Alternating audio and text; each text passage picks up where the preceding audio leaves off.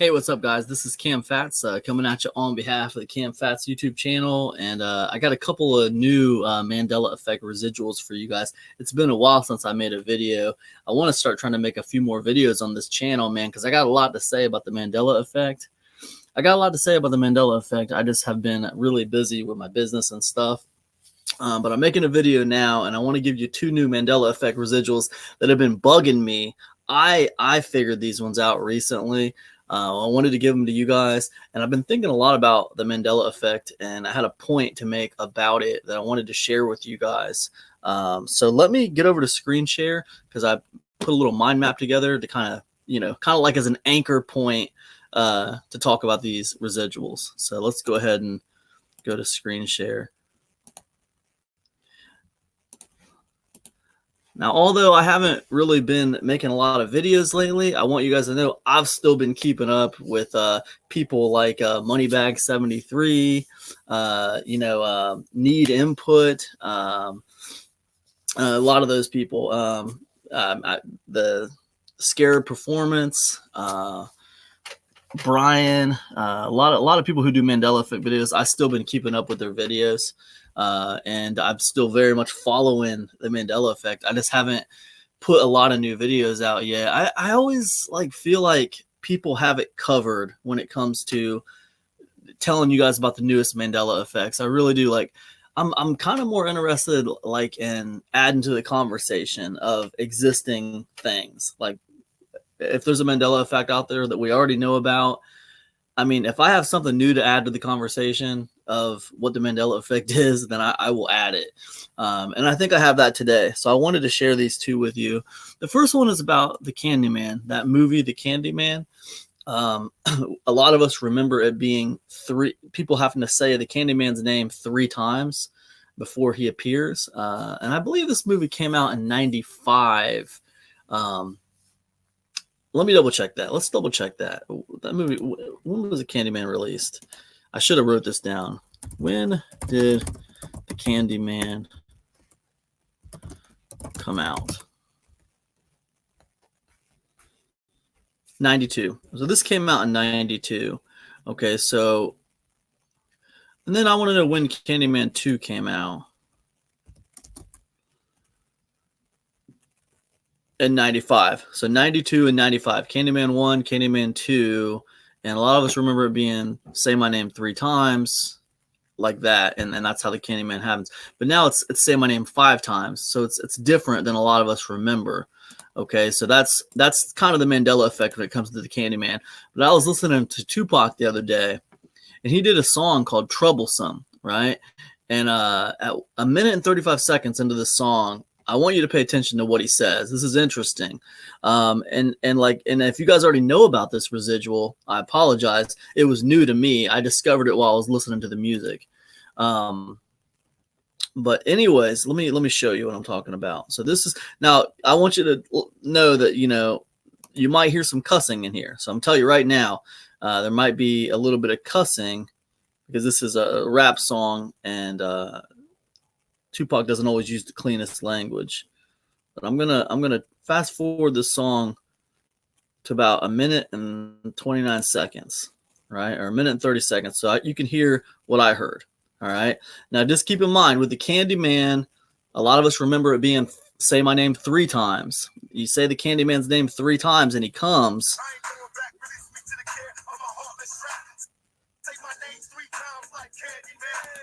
Did you hear that? Say my name 3 times like Candyman.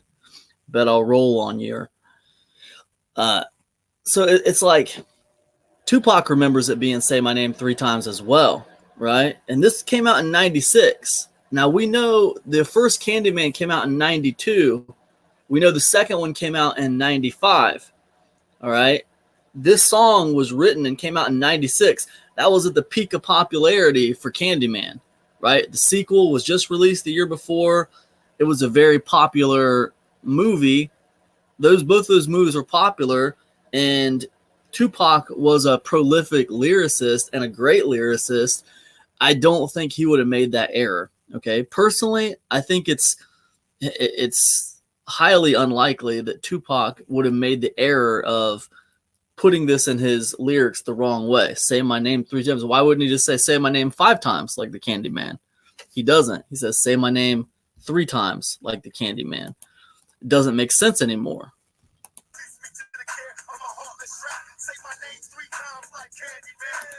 Say my name 3 times like Candyman. I mean, that lyric doesn't make sense anymore. It's kind of weird. I mean, this song came out, it's called Troublesome 96, and it came out a year after Candyman 2 was released. The height of popularity for these movies. It's strange that he would get that wrong in his lyrics. All right. It's very, very odd.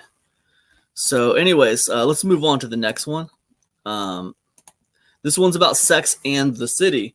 A lot of us remember this show being called Sex in the City, like I-N, right? And this is an old Mandela effect. Many people know about this Mandela effect, all right? But now it's Sex and the City. But, however, Jay-Z did a song called '03, Bonnie and Clyde. And I want you to listen to this at 27 seconds in to the song, all right? So, and this is interesting because this is a lyric video. Right? And all the lyric videos I found for this song look like this.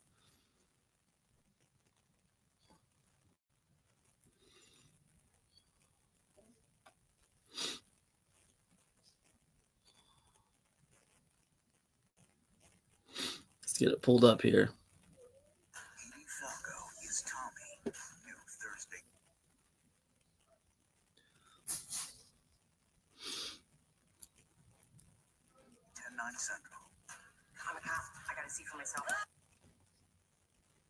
We're going to take it to 20. All right.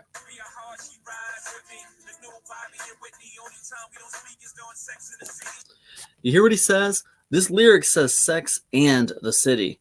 But if you listen to what he says sex in the city. That's my opinion. You guys let me know in the comment section what you hear. Because what I hear is sex in the city. I mean, to me, it's very clear pronunciation. Sex in the city. He's saying sex in the city. These lyrics, whoever did this lyric video wrote sex and the city. But Jay-Z is very clearly saying sex in the city. And when I look up the official lyrics for the song now, it does say sex and the city. But in my mind, when I listen to that, Jay-Z's not saying sex and the city. He's saying sex in the city. And I know there's going to be people out there who say, well, you can't ever tell with these lyrical ones, right? I think with the Tupac one, it's very, very clear. I mean, the lyrics are right there. With this one, it's a little bit harder because and in kind of sound similar. And I can understand the skeptics. I do understand where you're coming from. But I'm just saying, to me, that sounds like sex in the city very, very clearly. Sometimes you can't tell when people are saying and or in. But in this one, I think it's very clear.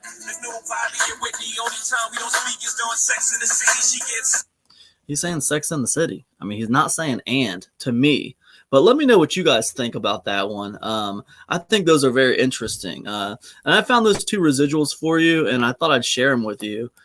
Anyways, the next thing I want to talk about, I don't really need this mind map for. I want to talk about loss of credibility and the Mandela effect. Let me go ahead and stop screen share. So what I noticed with the Mandela effect is, you know, there's a lot of us who believe this is some kind of weird phenomena that's happening, right? The problem is, I think, with the Mandela effect is, you know, a lot of people want to jump to conclusions about what it is or what it isn't. But the truth is, none of us really know what it is or what it isn't. We can only speculate. Oh, I think it's a psyop, or, oh, I think it's, you know, the end of days, you know, some kind of apocalyptic event, or, you know, I think it's CERN or whatever. You know, I've speculated on all these different things, but I never really commit to one thing. And I don't think anybody who follows the Mandela effect should commit to one thing, because what happens is you destroy your credibility when you commit to one thing. The narrative is, when you talk to someone who's not experienced the Mandela effect, the narrative is, okay, oh, it used to be sex and the city. Now it's, or it used to be sex in the city. Now it's sex and the city. Oh man. It can't be that you've just misremembered. Clearly, it must be we're in another dimension, right? And they make you look foolish, right? Just because you're committing to that one narrative. I mean, I think people in the Mandela effect community need to take a step back and say, I'm not committing to any narrative. I don't know if it's like extra vibrations, UFOs, extra dimensions, CERN. I don't know what it is. All I'm saying is there's something off, and I'm not misremembering anything. This used to be this way, and now it's this way. I couldn't tell you what happened. I have no clue. But I'm saying this is different. All right. And I think that if people in the Mandela effect community stick to that narrative and don't commit to one story, they can do a lot to improve their credibility. Because that's what I always see when people try to destroy the credibility of people who follow the Mandela effect. They always latch on to this extra dimensional crap. They always say, oh man, clearly you're not misremembering. Clearly we've shifted into another dimension. And they always say it sarcastically. They say it sarcastically like, oh man, you're an idiot. You think we've switched into another dimension, right? No, I don't think we've switched into another dimension. I don't think it's the end of times. I don't think anything about it. I mean, I speculate about it, but I don't know. I don't know what it is, and nobody knows what it is. Here's what I do know. I'm not misremembering these things, all right? These things, some of these things clearly were different before, and now there's something different. I don't know why. I can speculate, like a lot of other people in the Mandela effect community can speculate, but we truly don't know why things have changed. What we do know is that certain things appear to have changed, right? And I think that we can do a lot to get our credibility back just by not like slamming down the javel and saying like, absolutely, we've shifted to another dimension, or absolutely, it's CERN doing this stuff to us, or absolutely, it's a psyop operation, or whatever. It's, we don't know, okay? And when we slam down the gavel and act like we do know, all we do is give people who don't believe in the Mandela effect, we just give them fuel to discredit us, right? They can latch on to a story like we've shifted dimensions, and they can laugh at us all the way to the bank.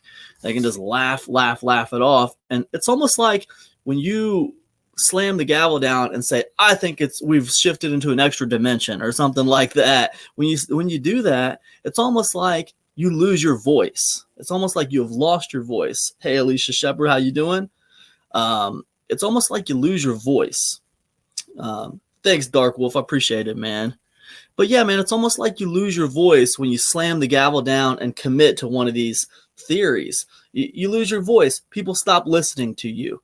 I mean, I think most people are open to the idea of maybe you didn't misremember it. Maybe it did change. Maybe there's something we're not seeing here.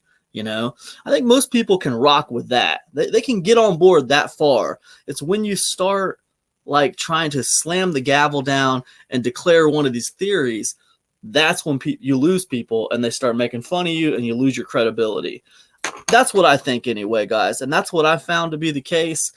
But anyways, guys, I'm definitely on board with the Mandela effect, man. I know something is different out there than with some of these items. Like I said, I just showed you the Tupac thing. Tupac wrote that song in 96. The sequel for Candyman came out in 95. Candyman came out in 92. He wouldn't have got those lyrics wrong. I mean, say my name 3 times like the Candyman. It was 3 times. Now it's 5 times. What happened? How did it change? I don't know, but I know I'm not misremembering it. I know it used to be 3 times and now it's 5 times. No clue what happened. It's weird as hell. Sex in the City. I know that Jay-Z is saying Sex in the City on that song. All the lyrics, everywhere I look, they all say Sex and the City. I don't care. I've heard the song a million times. I know he's saying sex in the city, and you can hear it clearly on the song lyric. But that's just my opinion. Now, some of you guys might think you can't tell, and that's totally fine. I can rock with that. Now, do I know what's happening? No, I don't know what's happening. All I know is I'm not misremembering all of this crap, and neither are you guys. You're not misremembering all this crap. Who knows what the hell's happening? I don't. But I'm not going to let people. I hate it when I hear these people trying to destroy our credibility and make fun of this extra dimensional thing or whatever they try to say. They love latching on to that shifting dimension thing because it sounds so crazy and so far-fetched. Oh man, yeah, clearly you guys aren't misremembering. Clearly we've shifted into another dimension. And they make you sound like a lunatic. All right, it's nonsense. I'm not latching on to extra dimensional stuff. I mean, I don't know, man, what's going on? All I'm latching on to is, hey, this used to be this way, and now it's this way. And you're not going to tell me that I misremembered it because I didn't. Now, what happened? I have no clue. But millions of people don't misremember the same exact thing, especially when you start finding all this residual evidence, you know, like we're finding here. So anyways, yeah, exactly, Dark Wolf. You have to stay unbiased. Right, exactly, man. You said it. You said it best, my brother.